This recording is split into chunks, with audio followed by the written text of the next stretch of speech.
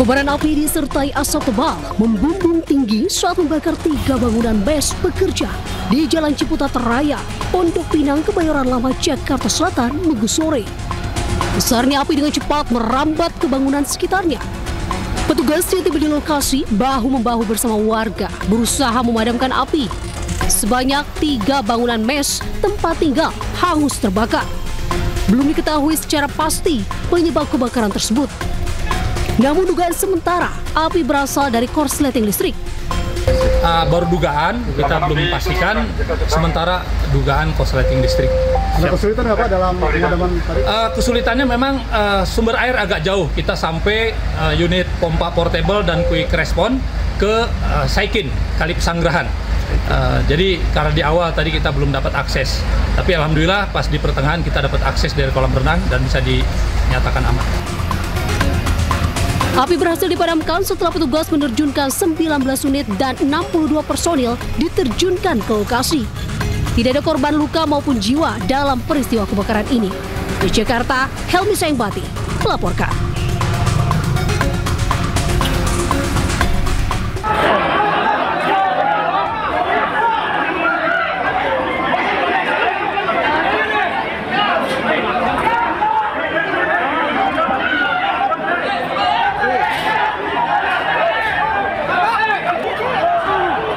Perkelahian brutal terjadi di sebuah arena sabung ayam di Banjartabu, Kecamatan Kintamani, Kabupaten Bangli, Bali. 2 orang yang berada di tengah arena adu ayam saling serang dengan menggunakan senjata tajam.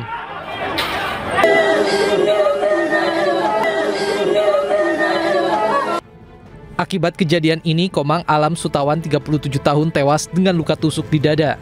2 orang lainnya mengalami luka, termasuk terduga pelaku mengalami luka serius di bagian perut sehingga dirawat intensif di RSUP Profesor Ngurah, Denpasar.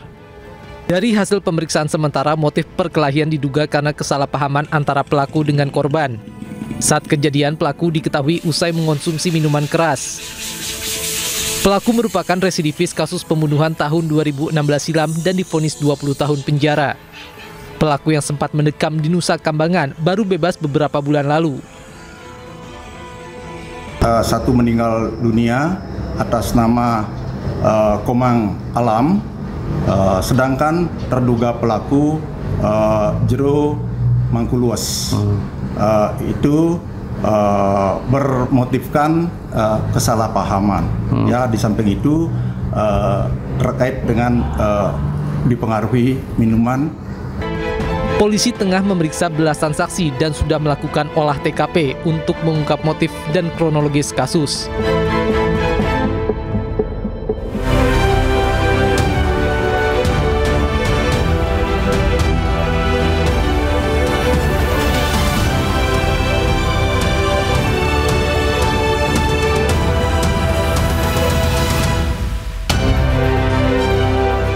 Tanah bergerak di Purwakarta ancam tol Cipularang. 250 warga mengungsi dan puluhan makam dipindahkan.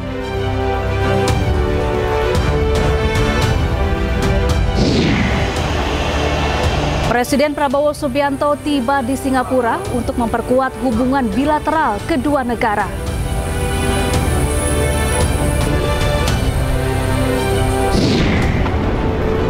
Perang Iran-Israel memanas. Iran terus melancarkan serangan rudal ke kota Tel Aviv.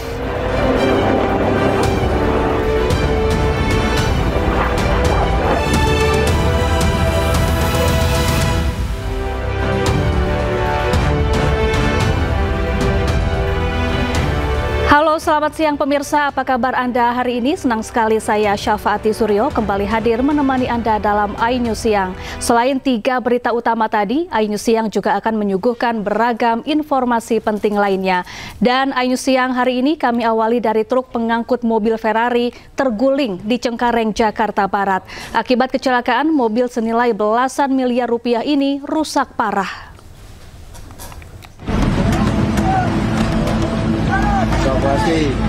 Sejumlah petugas tol ini melakukan evakuasi mobil sport mewah yang terguling akibat truk towing yang membawa mobil sport mengalami kecelakaan usai pecah ban di Jalan Tol Kayu Besar, Cengkareng, Jakarta Barat. Petugas bahu-membahu membalikan mobil yang terguling di tengah jalan. Terlihat mobil sport asal Italia ini mengalami kerusakan parah di sejumlah bagian mobil. Mobil sport senilai belasan miliar rupiah ini mengalami kerusakan parah di sejumlah bagian mobil. Menurut saksi, kecelakaan ini berawal saat truk towing yang membawa Ferrari ini terguling. Kecelakaan sempat membuat arus lalu lintas di Jalan Tol Lingkar Barat mengalami kemacetan panjang. Mobil towing bawa Ferrari atau apa ya? Soalnya nggak begitu jelas sih dari atas. Tadi sempat macet nggak, Pak? Panjang banget, Bang. Sempat macet panjang? Iya, panjang banget sampai mungkin sampai Kembangan. Kini, petugas telah mengevakuasi truk towing dan mobil sport mewah. Insiden kecelakaan ini ditangani Ditlantas Polda Metro Jaya. Di Jakarta, Miftol Gani melaporkan. Pemirsa, pergerakan tanah masih masif di Desa Pasir Munjul, Purwakarta, Jawa Barat dikhawatirkan akan merembet hingga ruas tol Cipularang yang berjarak 1 km. Petugas BPBD yang melakukan pengamatan di lokasi mengkhawatirkan pergerakan tanah.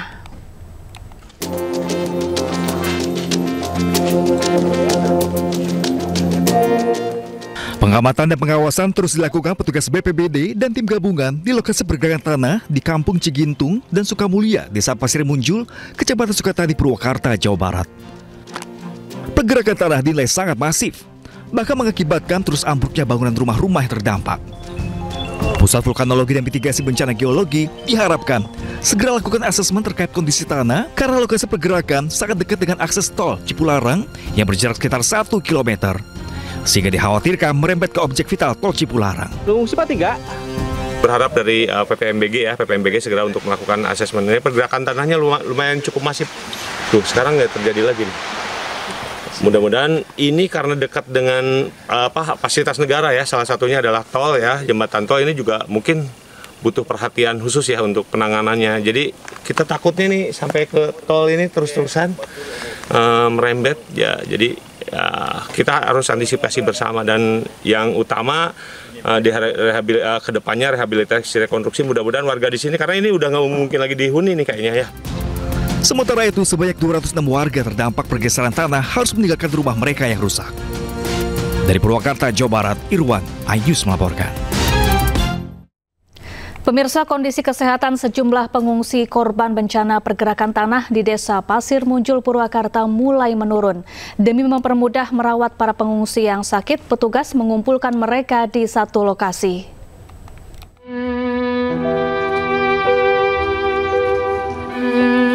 Satu persatu warga yang menjadi korban bencana pergerakan tanah di Desa Pasir Munjul, Purwakarta, Jawa Barat dibawa ke Gor Desa.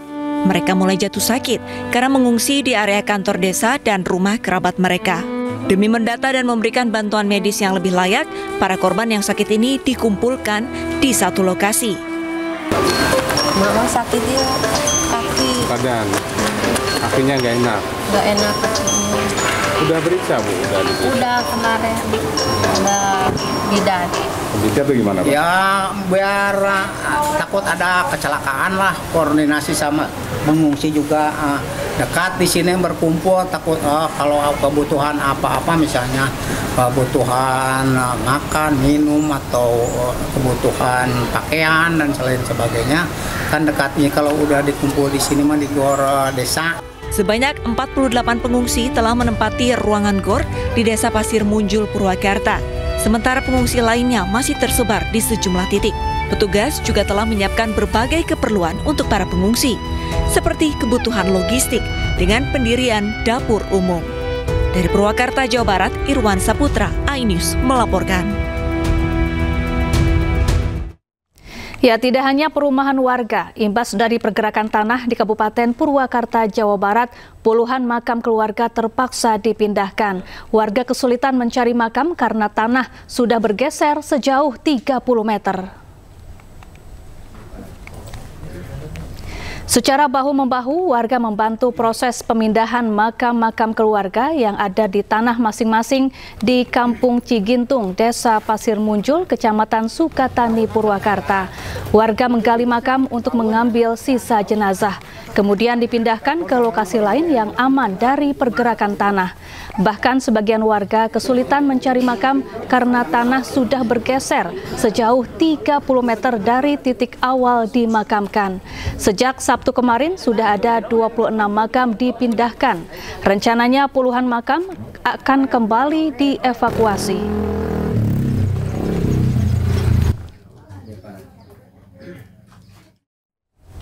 Ya, untuk mengetahui bagaimana situasi terkini di lokasi tanah bergerak dan kondisi para pengungsi, kita terhubung dengan rekan jurnalis iNews, ada Irwan Syahputra di sana. Selamat siang Irwan, hingga kini ada berapa jumlah warga yang terdampak tanah bergerak? Selamat siang, baiklah. Saya sekarang berada di Gor Desa Pasir Munjul, tempat korban pergerakan tanah di Kampung Cigintung, Desa Pasir Munjul mengungsi. Untuk warga yang mengungsi di sini sekarang sudah mulai bertambah. Dari awalnya hanya 48, sekarang sudah mencapai ke 63 jiwa mengungsi di kantor desa ini. 63 jiwa ini atau 21 kepala keluarga. Sementara untuk yang terdampak dari pergerakan tanah ini ada 83 kepala keluarga atau 256 jiwa. Dari jumlah tersebut, 49 kepala keluarga atau 154 jiwa mengungsi, 28 kepala keluarga atau 91 jiwa mengungsi di kerabat, saudara, bahkan ada yang mengontrak.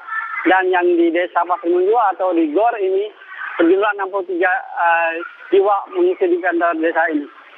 Sementara untuk kerusakan rumah juga bertambah, yang rusak berat terutama ini mulai bertambah. Yang kemarin ada sekitar 48 rumah, kemudian bertambah hari kemarin itu 57 rumah, dan hari ini udah mencapai 58 unit rumah yang rusak parah atau yang ambruk. Sementara untuk total semuanya ada 69 rumah atau 83 kepala keluarga dengan 256 jiwa.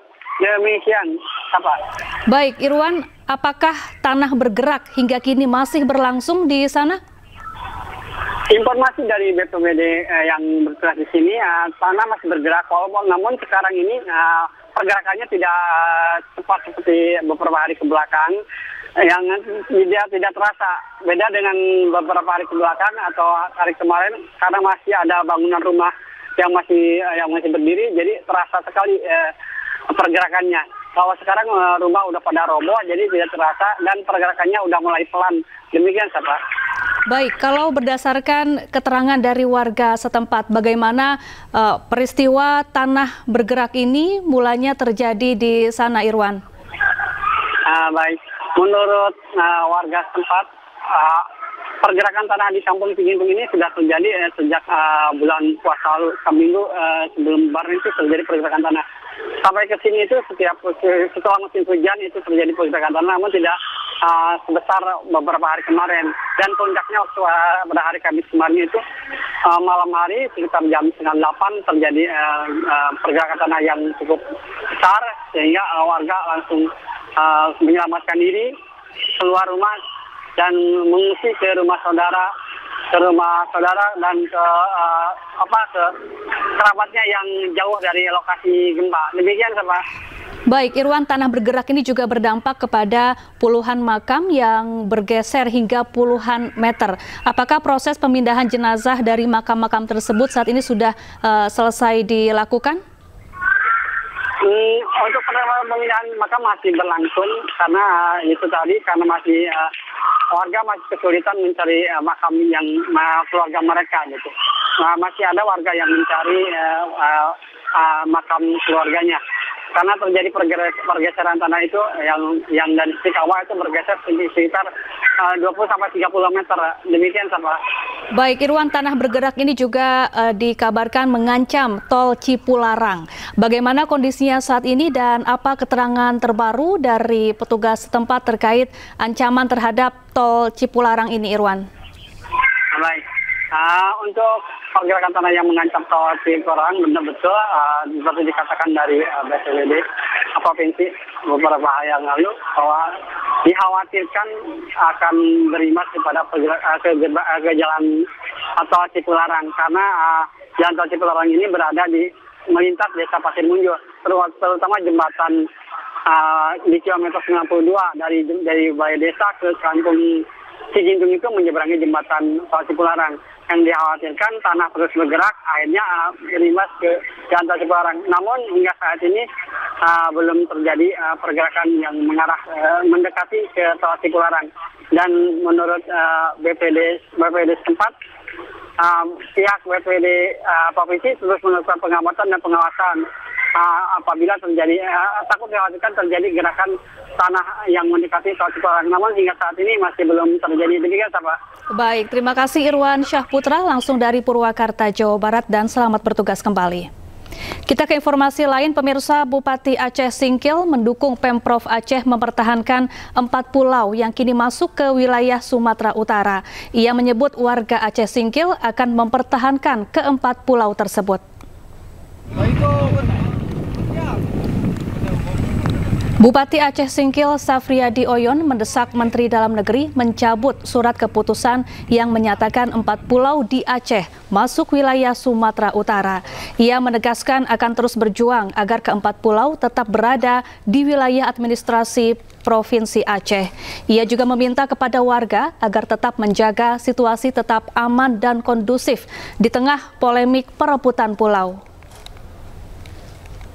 Dan jelas kita sama-sama mendengar bahwasanya yang sudah diputuskan pada malam ini, kami sangat bersyukur karena sesuai dengan hak kita, ya, sesuai dengan kita yang kita perjuangkan ini agar kembali, ya, itu 4 pulau kembali ke Aceh. Mudah-mudahan dengan ada keputusan malam ini kan sudah jelas, ya, kita meredam bagaimana supaya ada konflik. Ya, kegaduhan yang timbul pasca ditetapkannya 4 pulau Aceh ke Sumatera Utara melalui surat keputusan Mendagri masih terus bergulir. Nelayan Aceh Singkil akan melakukan sweeping terhadap nelayan Sumatera Utara yang menangkap ikan di perairan 4 pulau. Kami kasih lewat itu laut tradisi tanpa.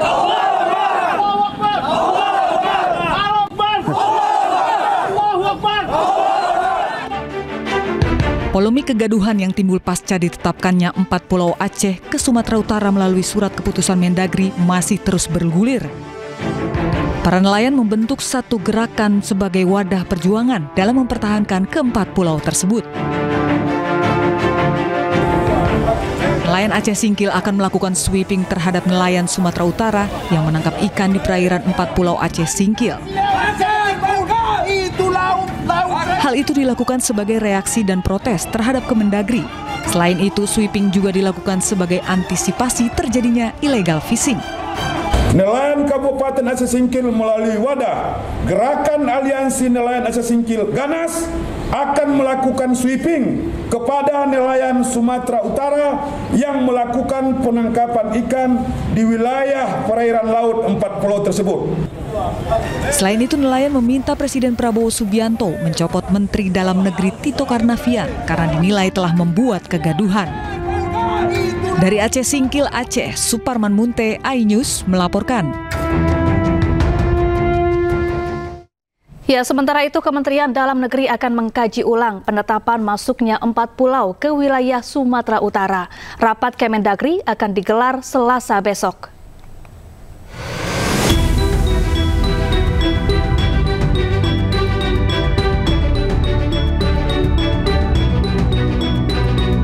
Kementerian Dalam Negeri akan menggelar rapat untuk membahas status 4 pulau yang tengah diperebutkan oleh Aceh dan Sumatera Utara.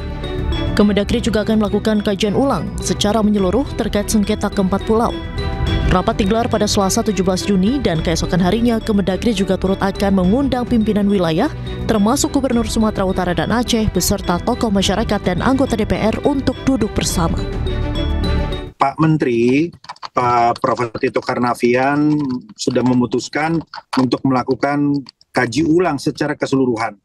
Jadi pada hari Selasa nanti Kemendagri akan melakukan kaji ulang dan kemudian pada hari berikutnya Pak Menteri akan juga mendengar masukan dan pandangan dari para tokoh masyarakat Aceh dan Sumatera Utara, pimpinan wilayah, gubernur, bupati, termasuk teman-teman Dewan, DPR dan DPRD begitu. Jadi penting untuk membuka dialog agar terdapat kesamaan data, fakta, dan informasi. 4 pulau yang menjadi rebutan antar Provinsi Aceh dengan Sumatera Utara diantaranya Pulau Panjang, Pulau Lipan, Pulau Mangkir Besar, dan Pulau Mangkir Kecil. Sebelumnya pada 25 April 2025, melalui keputusan Menteri Dalam Negeri, 4 pulau yang menjadi rebutan dinyatakan masuk dalam wilayah Kabupaten Tapanuli Tengah, Provinsi Sumatera Utara. Tim Liputan iNews melaporkan. Ya, Menteri Koordinator Bidang Hukum, HAM, Imigrasi, dan Pemasyarakatan Yusril Ihza Mahendra meminta semua pihak agar bersabar karena pemerintah pusat belum mengambil keputusan apapun mengenai status keempat pulau. Masalah 4 pulau di Aceh itu sampai hari ini sebenarnya belum ada peraturan Mendagri yang mengatur tentang batas wilayah antara Kabupaten Tapanuli Tengah dengan Kabupaten Singkil di Aceh. Ya. Yang ada itu adalah keputusan Menteri Dalam Negeri mengenai pengkodoan pulau-pulau. Ya, itu memang sudah ada. Jadi semua pihak harap bersabar ya. Pemerintah betul-betul ingin menyelesaikan masalah ini dalam waktu dekat dan berupaya untuk mencari keputusan yang terbaik. Sebelumnya, Wakil Ketua DPR RI Sufmi Dasko Ahmad menyatakan Presiden Prabowo Subianto mengambil alih penyelesaian sengketa kepemilikan pulau antara Provinsi Aceh dengan Sumatera Utara. Keputusan final Presiden akan diumumkan pekan depan.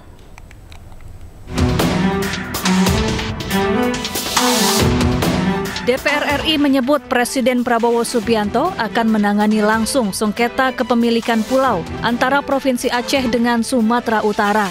Menurut Wakil Ketua DPR Sufmi Dasko Ahmad, Presiden akan mengambil kendali penuh dalam menyelesaikan sengketa.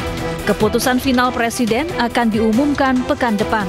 Adapun 4 pulau yang menjadi rebutan antara Provinsi Aceh dengan Sumatera Utara, yakni Pulau Panjang, Pulau Lipan, Pulau Mangkir Besar, dan Pulau Mangkir Kecil. Gubernur Aceh Muzakir Manaf menyebut akan tetap mempertahankan keempat pulau. Ia mengeklaim memiliki bukti kuat bahwa keempat pulau masuk dalam kewenangan daerahnya.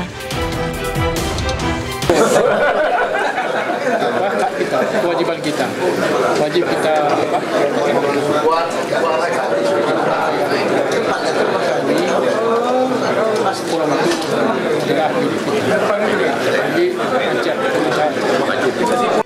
Kisruh bermula usai Kementerian Dalam Negeri memutuskan 4 pulau dinyatakan masuk wilayah Kabupaten Tapanuli Tengah, Provinsi Sumatera Utara. Mendagri Tito Karnavian menegaskan pemerintah pusat tidak memiliki kepentingan pribadi dan hanya ingin menyelesaikan masalah batas wilayah secara objektif. Tim Liputan iNews melaporkan. Rumah subsidi berukuran super mini diluncurkan bagi masyarakat berpenghasilan rendah di wilayah perkotaan. Seperti apa bentuk dan desainnya, kami hadirkan usai jeda.